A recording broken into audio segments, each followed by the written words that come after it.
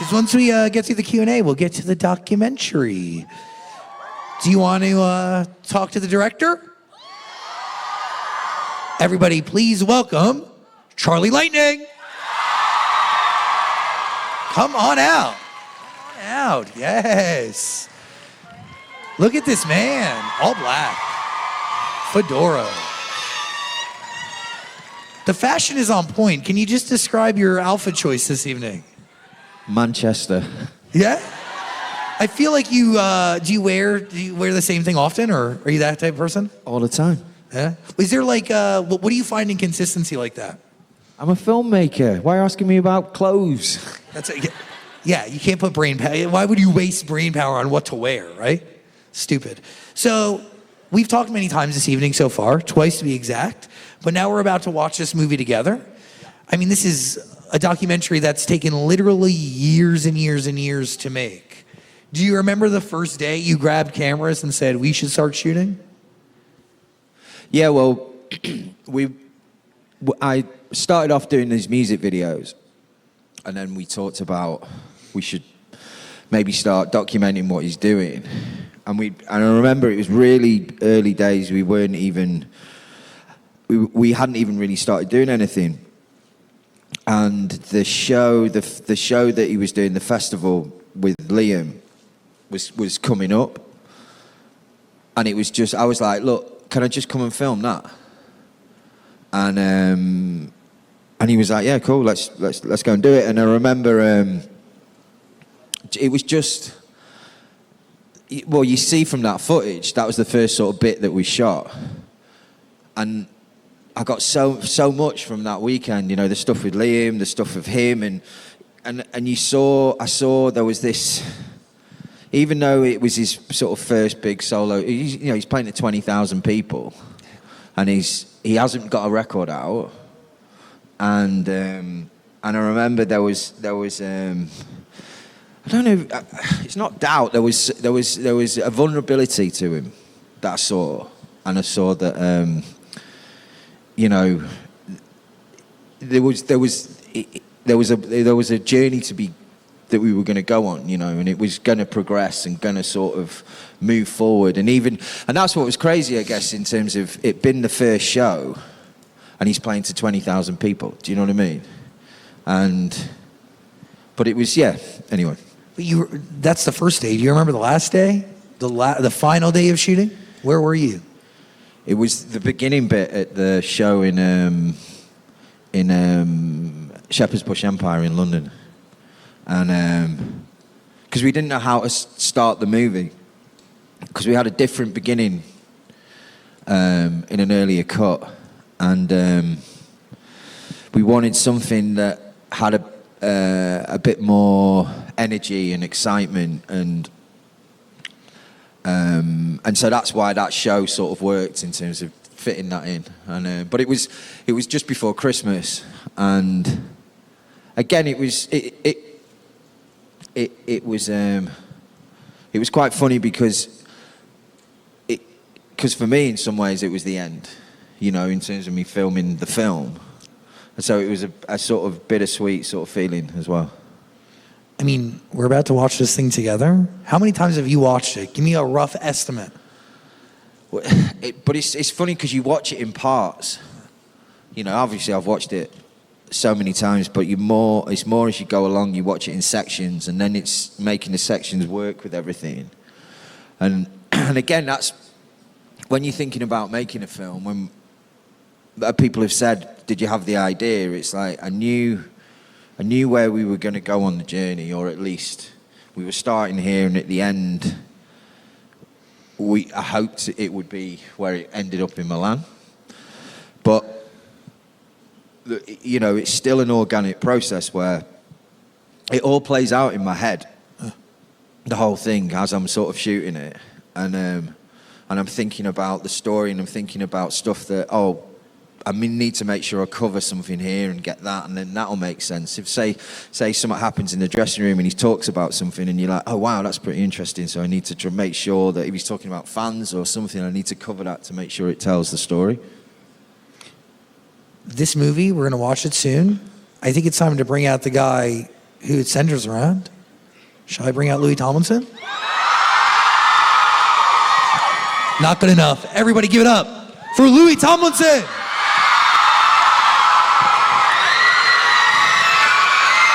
Hello, hello.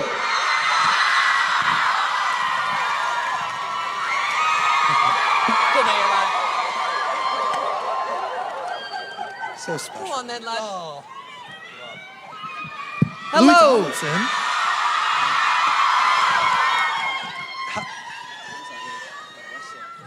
It's a bit Westlife, yeah. Yes, I feel distant, but it's fine. Yeah, it's a funny setup, really, isn't it? You know- Like we're a boy band. One of the things I was one of the things I was thinking when Chris was talking was, making a documentary about something that doesn't necessarily have a beginning and an end, right? Well, there's a beginning, yes, but there's really no end, right? Because we're doing a documentary at a time in your life where we're very much, I would even say middle, like depending on how you want to like break it down. Was that challenging at all? I will say there was a moment where we'd started making the film, but I think when we all speculated what the end might look like, we needed some success with that and some proper success. So actually, it wasn't that it put more pressure on the whole thing, but it made it more fulfilling when I did get the great success that I had last year with Faith in the Future and the tour. So yeah, it all worked out in the end, lucky enough. Very much an incredibly intimate, honest look, and a way that nobody's ever seen you before. How much footage is actually documented and kind of looked through before we get what we're about to watch today? I ain't got a clue, like. A lot. Well, no, again, like I was saying before, what's really tough is I've had so many messages about why isn't this city in the film? Why aren't I in the film? You interviewed me here and all this with all the fans, and it's what we were trying to do wasn't a tour film of going here we are. So you've got to tell a story and tell a narrative thing, and so it's you're trying to find the tone and the sort of feel of it, and within that, my editor Pablo is amazing. He's just very black and white. He's very good at cutting things down, because I could sit and procrastinate over it for ages, and he's like, no, we got to lose that. Like the Far From Home festival wasn't in the original cut, and but purely in a narrative-based thing, not because it wasn't amazing footage or anything like that. And so that's why it's been nice to be able to revisit it and put it in the film now for you. When you watch this, Louis, for the first time, or even during the process of filming it and editing it, do you discover anything new about you?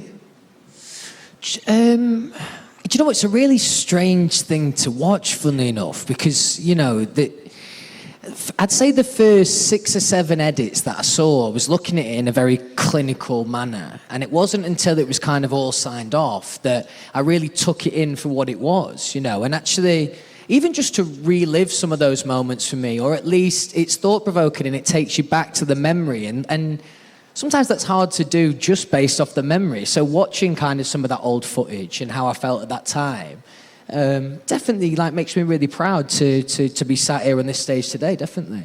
I always think it must be strange, because obviously the film is entertaining and it means something to you, but the thing that I have to, it's his life. And so if you're watching your own life play out, it must be quite bizarre. It's hectic, yeah. It is a funny thing. And also, you've got an idea of... I think kind of what was nice about this film really was both of us spoke early on and we wanted to make something as honest as we possibly could. So with that, as long as we were honest throughout the film, it kind of took care of itself like that, I would say. There was definitely times where I could have spent thinking, I want to come across like this, or I want this to happen like this. But really, it was all just about honesty and just hoping that you guys liked it, which turns out you do. Did you set any goals before you started this process? Say that again? Did you set any goals before you started the process and let cameras in? No goals. The goal was there was nothing off the. It was like nothing is off the table. You know what I mean? We're just going to shoot everything.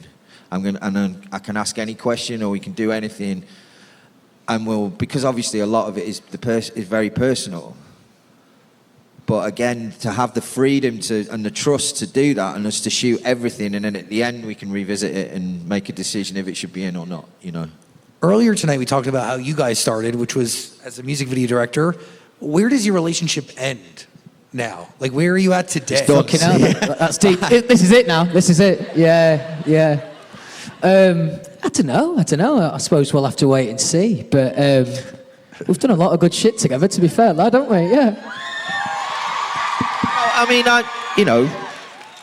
I'd like for us to do other things, and do you know what I mean? It's like... Fucking hell. Do I have to answer here and now?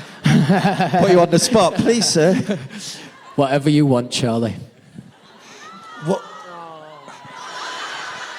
What was the hardest part of this documentary to go back and rewatch? Because honestly, like, consuming it for the first time, fresh, I learned a lot of new stuff about you, and I thought I knew a lot about you already, but I got an insight into your family and into your life that I never thought I'd ever get before. Yeah, I mean, that was definitely, you know, of the 10 times I've already watched this film, they're definitely challenging moments to watch for me, but also what was great about this film that, you know, we were brave enough to be that honest, and I think I'm lucky enough to have such an incredible family, and I think they come across incredibly well in that film, and that made me really proud, because I think it's a great advert for who my family are and the type of people they are, and that definitely made me feel really good, definitely. You have incredible people around you. You were raised by incredible people. Your sisters are magnificent. Thank you. I mean, they must be proud, right? Oh, really proud. You know what? It was cool because, like, Daisy and Phoebe, my twin sisters, like, they're now at the age where it's not really very cool to be that nice to me. Well, they're nice to me, don't get me wrong, but, you know, like, they're a bit cool for school. So it was nice, actually, just hearing, you know, my family talk about me in that way. It was really sweet, definitely. What are you hoping people learn about you? I know. What do you want people to learn about you that they didn't know before? I don't know. I suppose that's up to them to take away what they take away from me. I hope they get the sense of, to be honest, you know, what makes me really proud about this film and also my career in general today is that at times, and I've used this phrase a few times, but I've been swimming against the tide. But I feel like, you know, I finally got my own way of making the music that I want to make. And yeah, I hope some people find some respect in that idea, because I could have had it the easy way, and I probably would have made more money. But you know, for me, it was much more fulfilling to do it this way around. When you look back, and this documentary forces you essentially to look back, is there anything you would do differently? Oh, it's a funny question because you always don't want to be cliche, but no, that really isn't. I mean, you know, it's you started that clap, love, on your own, love that. No, it's you know, it's cliche, but I feel like, you know, every time it got tough or things that I might have done differently in hindsight, they all got me to here. So, yeah. I think the thing that's nice about the film as well is that those, like when we're on the boat at the end and you're talking about the year and about, you know, the tour and how special it is and all that lot. The thing that's nice is it's now, it's captured, it lives in history. You know what I mean? And when you're old or when, you know what I mean, it'll live forever. Do you know what I mean? Yeah, well, also, you know, there is a certain level of emotional intensity to this film, naturally, just because of the story. So it's for that reason that, you know, Freddie won't watch it straight away. Because I wouldn't want him to worry about me, I wouldn't want him, you know, et cetera, et cetera. But one day when I show him that film, that's amazing for me to be able to have that footage and to be able to share those moments with Freddie, definitely. And I was wondering that, like, this is a beautiful encapsulation of just so much in your life, and to be able to have that and to show somebody that, to show your kids that, like, that is power.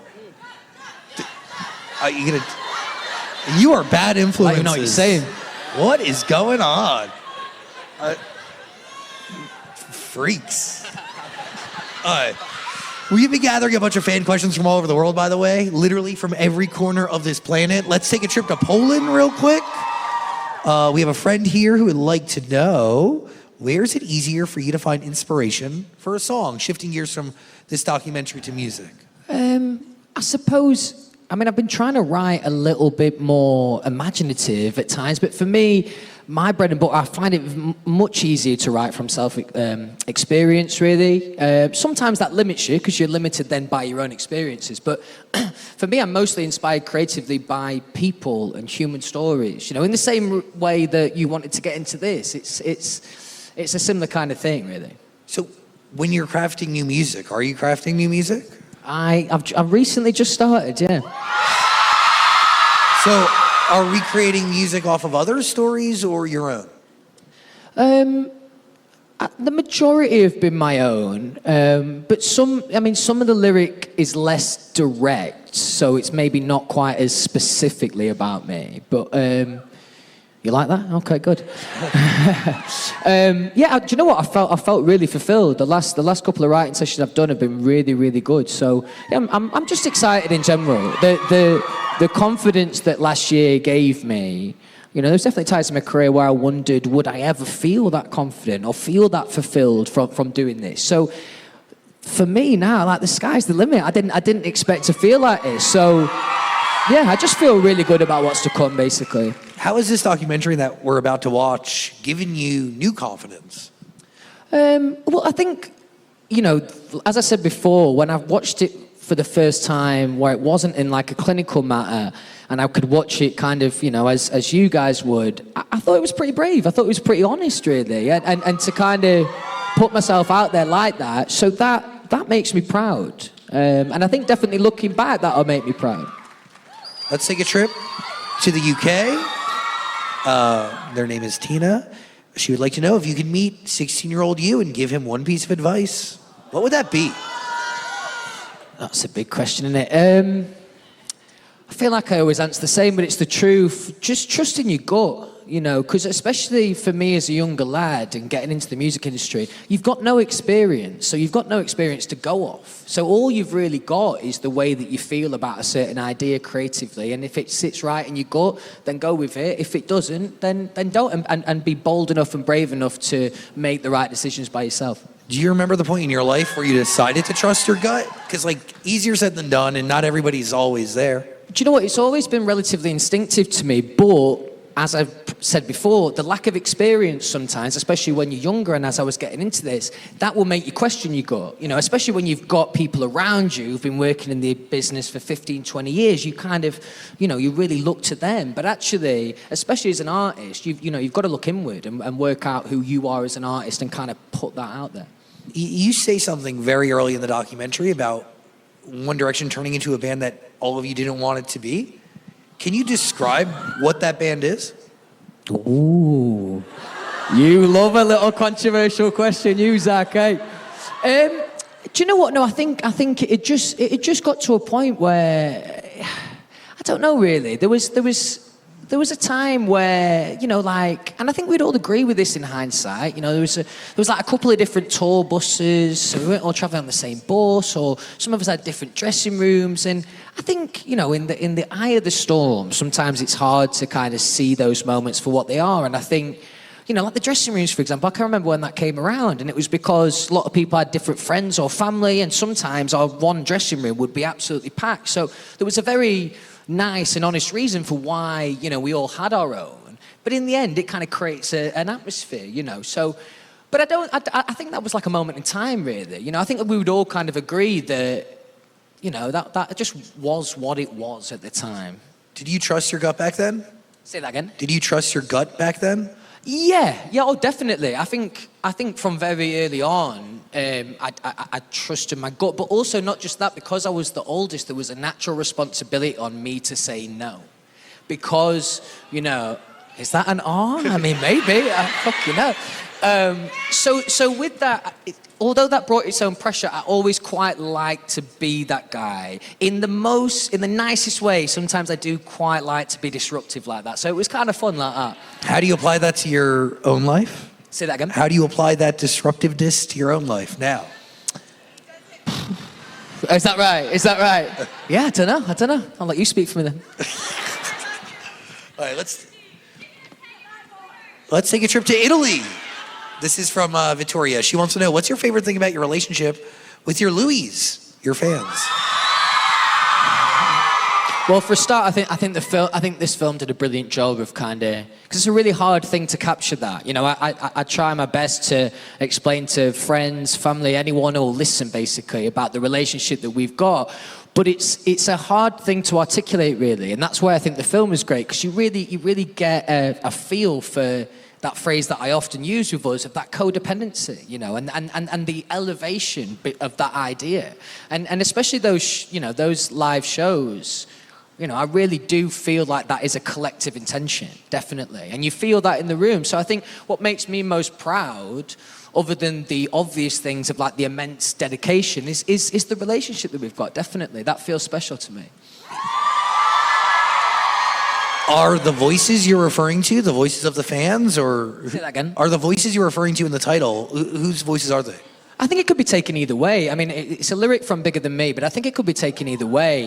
You know, it's all the voices that support me, but it's also all the voices that you sometimes have to drown out and go, no, I'm going to do what I want to do. Let's take a trip to Ukraine. Valerie would like to know, what advice would you give someone who is always trying so hard but can't seem to succeed?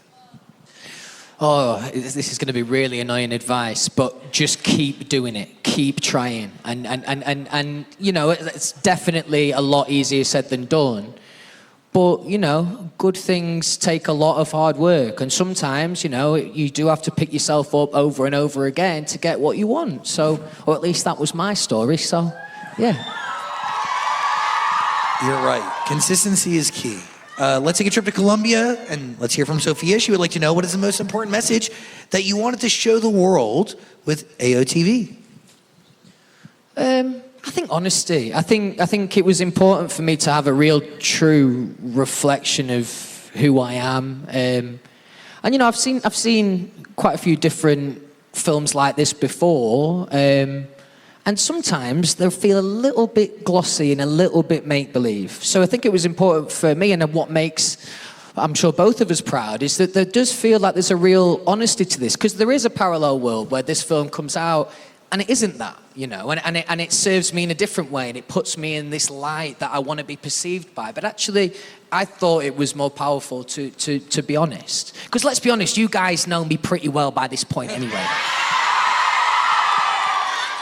There's power in honesty, and when you're honest, you do strengthen and deepen a relationship. And I feel like that's what's happening here. And by the way, it's really special to go out and get to know your fans and also see the relationships that have been built within the community. I love that shit. You mean like people who have like met through this? friendship, I love lovers. That. Love like, it's crazy. Are you lovers or friends? Are you friends? Could be lovers, never say never. You know, good love starts as best friends. I wouldn't know. I don't know love at all. Let's take a trip to India. You want to go there? Okay, lovely, yeah, nice.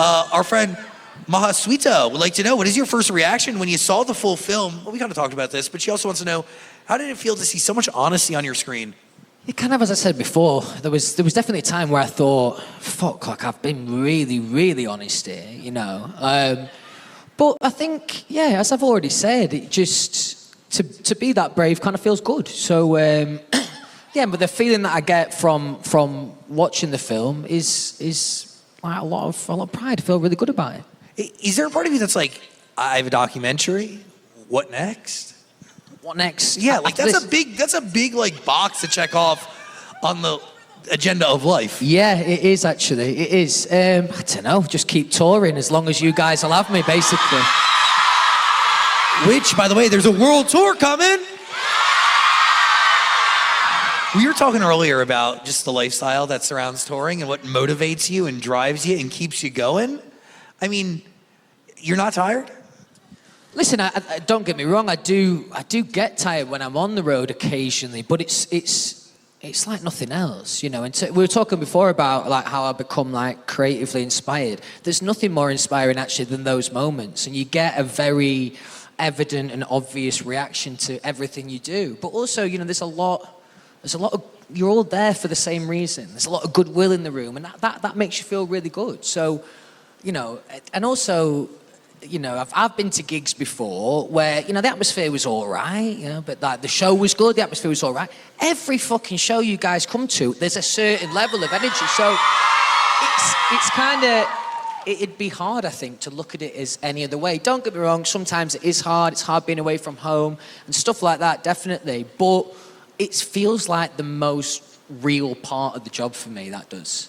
Does it feel real because you get to actually feel it and see it and experience it? Yeah, and I spoke about this before, you know, a lot of the music industry is built on, or not built on, but there's a lot of question marks, there's a lot of mystique, you know, you get a lot of false promises about ABC and all this, and what's great about the live show is it's very literal. I play a song and I hear a reaction from the crowd, and that simplicity in a job that isn't that simple, it's beautiful, that, definitely. And it really, I mean, so many incredible memories are formed at those shows, and so much come from it.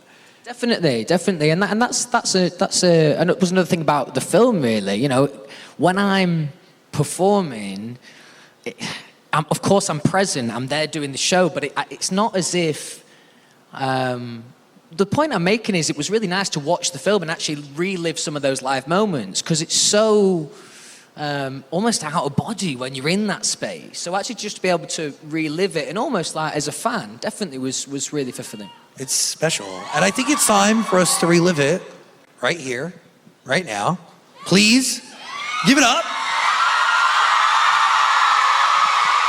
for all of those voices. Come on. Let's watch. I fucking love yous.